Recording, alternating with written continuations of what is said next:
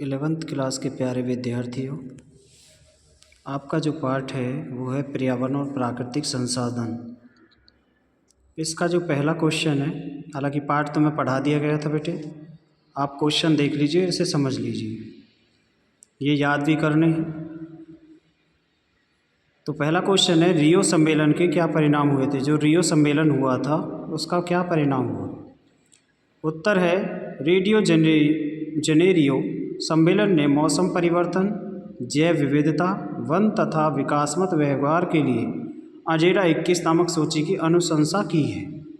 इस सम्मेलन में इस बात पर आम राय बनी कि आर्थिक वृद्धि का तरीका इस तरह होना चाहिए जिससे पर्यावरण को हानि ना हो। विकास का यह तरीका टिकाऊ विकास कहलाता है। इस सम्मेलन में बहुत से मुद्दे अनसुलझे रहे, जैसे टिकाऊ विकास के प्रयोग में किस प्रकार लाया जाए आदि।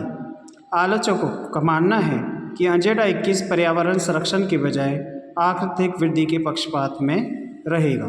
तो ये प्रश्न था बेटा आपका, रियो सम्मेलन से क्या परिणाम हुए। दूसरा प्रश्न है आपका, विश्व की साझी विरासत का क्या अर्थ है, इसका दोहन प्रदूषण कैसे होता है। साझी संपदा उन संसाधनों को कहते हैं जिन पर किसी एक का नहीं बल्कि पूरे समुदाय का स्वामित्व होता है। विश्व के कई हिस्से और क्षेत्र इस राज्य की संप्रभुता से बाहर होते हैं, इसलिए साझे तौर पर अंतर्राष्ट्रीय समुदाय द्वारा उनका प्रबंधन किया जाता है। इन्हें वैश्विक संपदा की साझी विरासत कहा जाता है। इसमें पृथ्वी का वायुमंडल, अंटार्कटिका समुद्री तह, बाहरी अंतरिक्ष शामिल है। वैश्विक संपदा की सुरक्षा के लिए कई महत्वपूर्ण समझौते जैसे अंटार्कटिका संधि 1959 में, मॉन्ट्रियल न्यायाचार प्रोटोकॉल 1987 और अंटार्कटिका पर्यावरण न्यायाचार 1991 में वे हो चुके हैं। तो बेटा इसे ही साझी विरासत कहते हैं, यही अर्थ इसका है। विश्व की साझी विरासत इसे ही कहा जाता है। अगला है, बहुत ही आसान प्रश्न है आपका, पर्यावरण प्रदूषण के कोई 4 कारण लिखें। तो आप सभी जानते हो बेटे, पर्यावरण जो है किस कारण से हमारे पृथ्वी के वायुमंडल को प्रभावित करता है और ये किस तरह से होता है। जैसे पर्यावरण का पहला प्रश्न है, पर्यावरण प्रदूषण के कोई 4 परिणाम लिखे। परिणाम तो बहुत होते हैं इसके, परंतु से 4 ही दिए हुए हैं। जैसे औद्योगिक इकाइयों, खानों, घरों, होटलों द्वारा निकले ठोस कचरे से भी वायु प्रदूषण होता है। जैसे आजकल शादी विवाहों में डीजे बजता है, उससे भी बहुत ज़्यादा प्रदूषण होता है, जिसे प्रदूषण का ही नाम दिया जाता है, ध्वनि प्रदूषण कहा जाता है। औद्योगिक इकाइयों, वाहनों, मशीनों आदि द्वारा निकलने वाली जो गैसें होती हैं, धुएँ होते हैं, जैसे रेलगाड़ियों के धुएँ से निकलती है, बसें, कारें, जितना भी धुआं उनके इंजन से निकलता है, उससे भी वायु प्रदूषण बहुत बड़ी मात्रा हमारे वातावरण में होता है।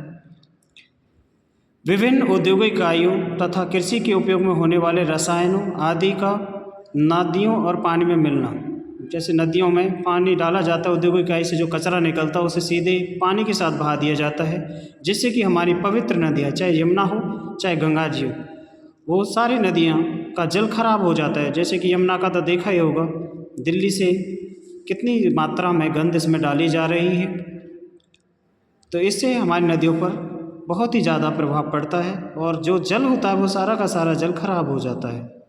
हरे भरे पेड़ पौधों तथा जंगलों का कम होना, जिससे कि तुमने देखा होगा लगातार या तो सड़कें बनाने के कारण या कोई कंपनी वहाँ लगाने के कारण हरे पेड़ पौधों को काट दिया जाता है, जिससे कि क्योंकि वृक्ष पर्यावरण को साफ करने में वृक्षों का अत्यधिक महत्वपूर्ण योगदान होता है और आगे पर्यावरण प्रदूषण फैलता है इनके कटने से। क्योंकि वातावरण को साफ करने में, ऑक्सीजन गैस ज़्यादा से ज़्यादा उत्पादन करने में वृक्षों का महत्वपूर्ण योगदान होता है।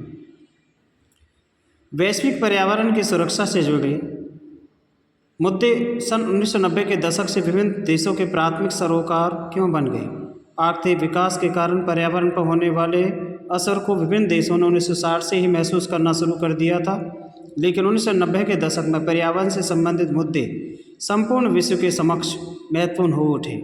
पर्यावरण की समस्या को विश्व राजनीति के मंच पर संयुक्त राष्ट्र संघ द्वारा 1992 में पर्यावरण विकास पर आयोजित रियो जेनेरियो ब्राज़ील सम्मेलन में दृढ़ता के साथ रखा गया। इस सम्मेलन को पृथ्वी सम्मेलन भी कहा जाता है। 170 से अधिक देश, हजारों गैर सरकारी संगठन तथा बहुत से बहुराष्ट्रीय निगम इस सम्मेलन में शामिल हुए। इस प्रकार पर्यावरण में देशों का प्राथमिक सरोकार बन गया। तो बेटे 4 क्वेश्चन हैं, ये आपको पढ़ा दिए गए हैं। जो भी इनमें दिक्कतें हों तो आप फ़ोन के माध्यम से हमसे पूछ सकते हैं, इन्हें याद कर लेना और जो भी लिखने का आपको कार्य बताया है उसे आप लिख लेना।